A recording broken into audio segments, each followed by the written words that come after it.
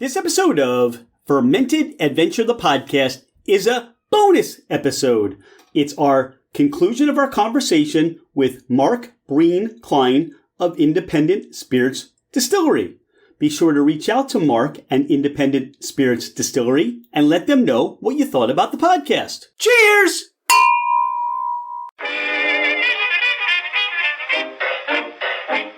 Hello, ladies and gentlemen, craft spirit enthusiasts, and those interested in the intoxicating world of craft distilleries, cideries, meaderies, wineries, and the occasional foray into breweries. It's Rich Shane, and welcome to Fermented Adventure, the podcast, where we bring you the fascinating people that are making the mash, fermenting, distilling, bottling, pouring, and delivering to you some of the finest libations in the world. Before we get started, here are a few housekeeping items. Thank you for bringing the podcast into wherever you are and whatever you're doing. We truly are grateful that you have chosen to listen and make us part of your day. It would mean the world to us if you left a 5-star review. This helps us climb in the rankings, and it makes it easier for others to find us. Don't hesitate to leave us your comments as well. If the podcast didn't meet your expectations, tell us why. We're always striving to improve. You can find us at fermentedadventure.com. We are on Instagram and Facebook as Fermented Adventure. Email us at fermentedadventure@gmail.com. All right, FA Nation, let's meet our guests. We're back at Independent Spirits Distillery. This is the first time, Mark, we've done the bonus episode because you have this little experimental series. And from our tasting we did a couple of days ago, we wanted to release another little, you talk about this secret menu, right? This is our secret. This is what people are going to come in and say, Mark, I heard about that secret menu on the... They need to know the password. And then, we'll open up the gates. What's the password going to be? Oh, no, we Fermented can't say Adventure. That. Okay, there you go. So take us... I know the limoncello is not part of your experimental series, but that wasn't part of the other episode that we did. Yeah, we oopsie-doodled. There was a bit of a clerical error on my end. We had so many to do. Yes. This is like lemon candy. This is like a lemon drop. It's a lemon candy drop. That one's a funny story, how we came to the limoncello. My mom lives down in Woodstown and part of the community there and all of that. One of the local neighbor ladies wanted to do a class here on how to make limoncello. And lots of people do that at home. It's a great little hobby to make something and give it away to friends. Really cool thing to have as a gift. So we decided, all right, we've never made limoncello before. We're a good Irish family, don't really do a lot of Italian stuff, don't pay attention to the espresso liqueur being Italian. But what are we going to do? Can't do a one-session class where you make a spirit that takes about a month to do. So let's do stages, and the ladies will zest some lemons and mix up some simple spirit, some simple syrup and some other stuff, mix it all together, and at the end you go home with a jar that is already finished so that you can have your mason jar of finished product. Well, we do all this work, we prep everything, we zested 200 pounds of organic lemons, and lo and behold, they canceled the class. Oh! Yeah. No way! We were all prepped and ready, and then we wind up with this vat of staged limoncello, and they didn't want to do the class. So, what do? Start selling it. Worked out great at the bar, made the labels, got it legally approved and everything, and now we have an Irish limoncello. That's really good. Thank you. It's another where we hand zest organic lemons. We don't do the simple crushed lemon thing. We don't want the pith in there. That keeps all the bitterness out. We also make, of course, the spirit from scratch. It's our neutral wheat spirit, very clean and very easy to work with. And we make the simple syrup. Pardon the interruption. If you like what you hear, if you love what you're hearing, please share the podcast. Please take a screenshot of the podcast, post it on your social media, tag us just to let everybody else know about Fermented Adventure, the podcast. We'd be grateful for your help to grow our podcast.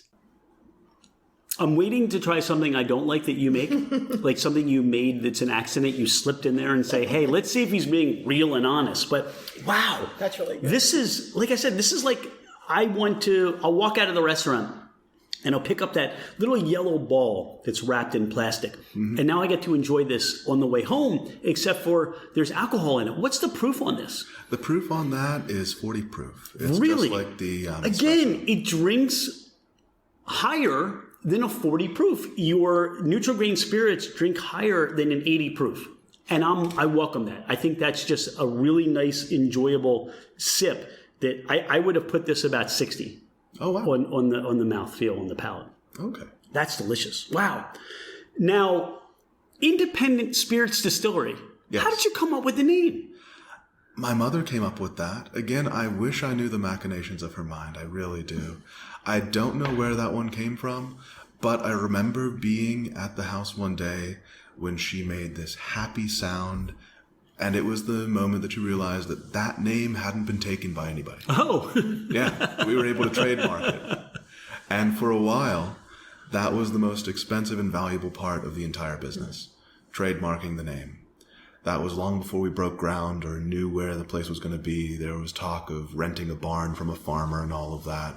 And we held the name through the whole thing. We struggled with a couple different types of logo designs and whatnot, as most businesses do. And now we have a nice emblem. And yeah, really think that independent spirits is what we are. So that's what we will make. That's what we will present to the world and hopefully sell a couple bottles along the way. Hopefully. Yes, we will. You will. We will. Who's we? I don't know. The grand we, the transcendental Ralph Waldo Emerson we. The rye, little limoncello. I'm just taking some of the things and I'm melding them together from what we've tried and what we're enjoying. That would be awesome. Just a little bit of... Go ahead, actually. And here we go. I have a cocktail that is those two things shaken. Not so. And it is our independent sour. It is our take on... Actually, I was here one evening and someone ordered a whiskey sour. And we normally make whiskey sours. I whip an egg white and do the whole thing. We've fresh squeezed lemon juice and honey simple syrup from the bees that we have. And it's a beautiful drink. Wait. Bees you have. Yes. You have bees too. What don't you have? You know, I'm asked that question quite often. I don't know what I don't have because I'm not aware of it enough to have it yet. Okay. But give it time and I'll come up with that too. So you have bees at the distillery? I actually just moved the bees from the distillery to my home. Because I purchased a home in the last year, it's easier for me to take care of them there. But yes, we have bees. So you're making your own honey? Yes. Or the bees are making honey for you? I am occasionally harvesting what they will allow me to take. And what were you doing with the honey? Or what are you making with the honey? The honey, we've made a few different cocktails with it, but right now it's mostly for our bee's knees and our whiskey sour. The more we speak together, the more I'm even more fascinated by what you're doing. This is the quintessential farm to glass to bottle, all those things that, however you want to cliche it. But this is 5 miles away, your grain's coming. Yep. And you're picking local berries and you're working with the orchards and the farmers that are making these fruits. This is just... I'm so glad that your mom decided to do this instead of CBD. Listen, I'm sure I could make some really great weed stuff too. I know, but it wouldn't be as much fun, would it? We'll see what the law says in a couple years about that one. But all right. A weed-soaked cherry might go really well in an old-fashioned.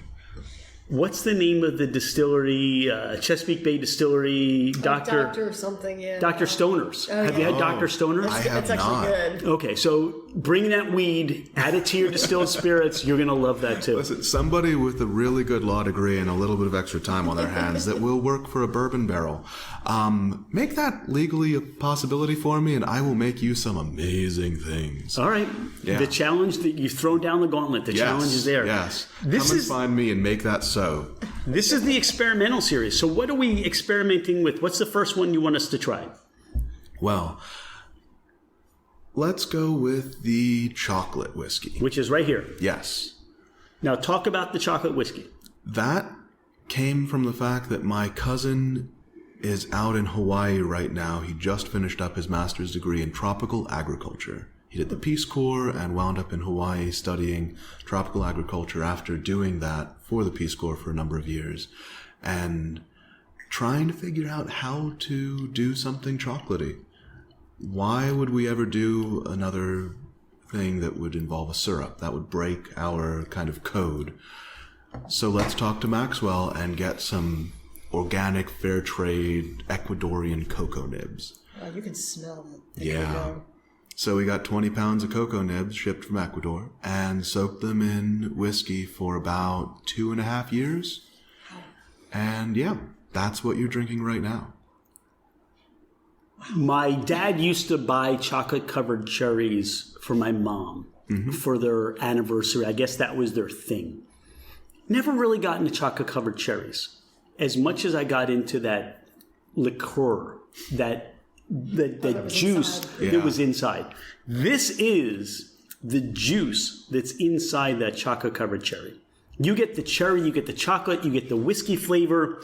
You get just happiness in a glass.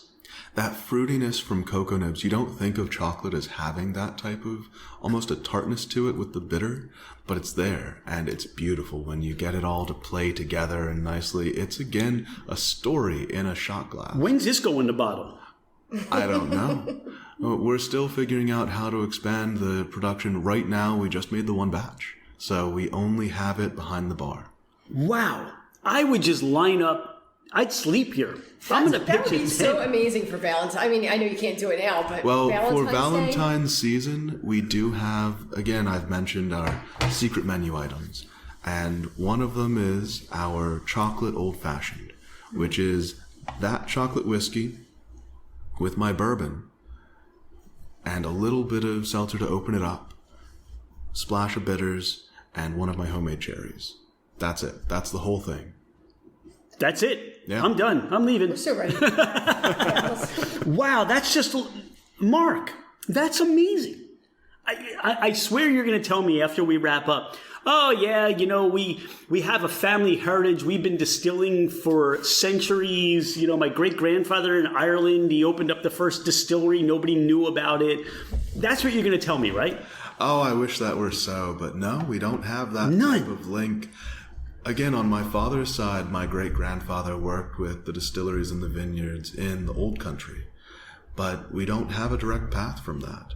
And the World War kind of messed that whole thing up. And yeah, now my mother's side of the family is unconnected to that whole history. And here we are making spirits again. This is the habanero. No, it's not. What? What is this? That is a mango bourbon. Wait, why does my mouth start to taste spiciness? Why does it do that? What are you doing? Stop messing with me. What is this? It's just the magic of the thing. That is the result of one of the local neighbors that I told you we keep meeting new ones. One of the guys who lives close to here is a mango magnate.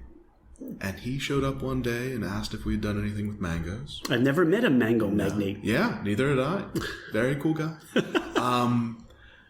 Yeah, so he asked if we had done anything with mangoes. No. They're very expensive, tricky to work with. They go bad pretty fast. And it's like, oh, okay, cool. Would you like to? Sure, yeah, I'm open to anything. So long as it's fresh and kind of local, if I can get it that way, I prefer it. And next thing I know, he shows up with a truck full of mangoes.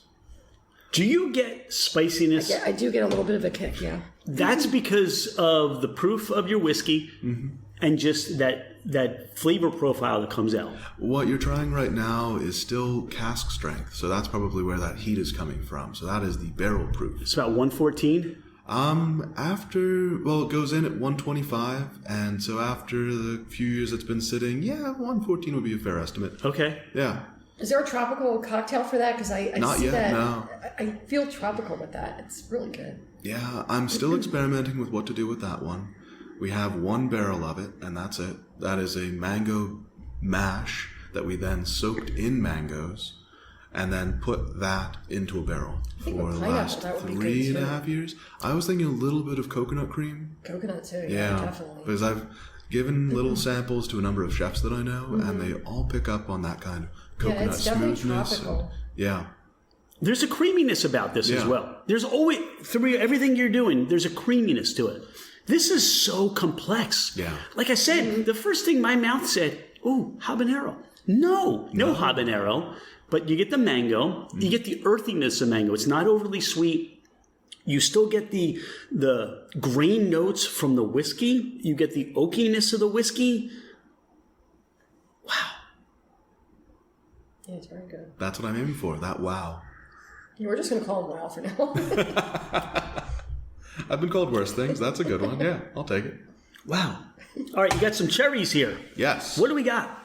Well, another one of those things. We're sitting around. All right, we've got some cocktails that we're making. Let me get you a spoon to separate. We're going to spoon. Yeah. So the cherries came about. We have cherries here.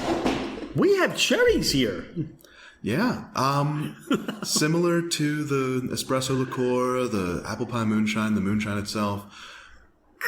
We're sitting around figuring out we have these drinks we want to make. They need these things. We can buy them. But do we really want to? Do we have to? Can we make them ourselves? A good Manhattan, old fashions, couple different classic drinks often involve a cocktail cherry. And also my wife loves those Luxardo cherries, the ones that are like $40 for a tiny little jar, and they're delicious.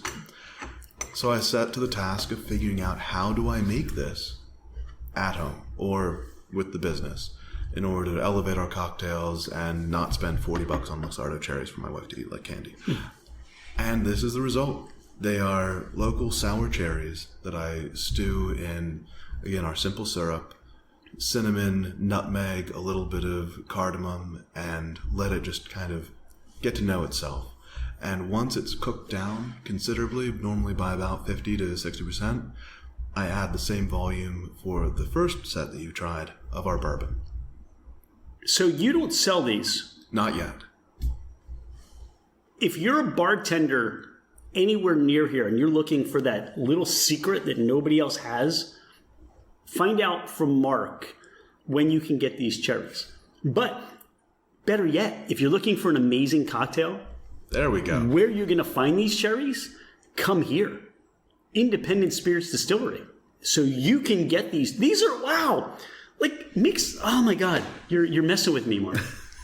And there's more. And there's more. What are these other ones? This is a new batch, and I want the two of you to try these and tell me what you think of them and what's in them.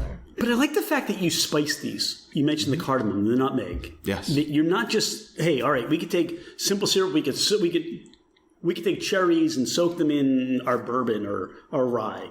But you're adding more and you're making more depth. You're creating more opportunity. Is there more cardamom on this one? No. No. Well, actually, yes, kind of.